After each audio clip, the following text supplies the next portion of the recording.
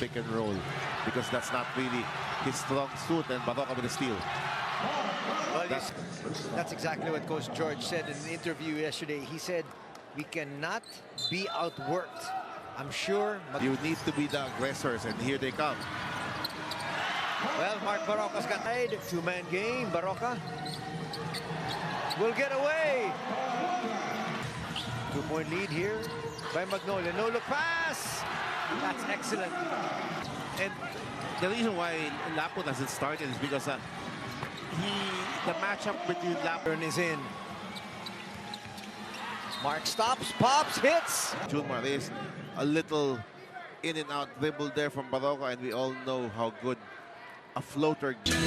Once again, welcome back to Rivalry Reborn. And the attempt from CJ Barroca with another floater. That has been pure all game long here for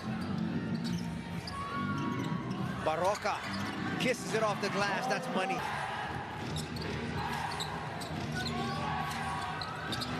Once again, kissing it off the... these situations and take an easy, an early shot. Barroca with a jumper, and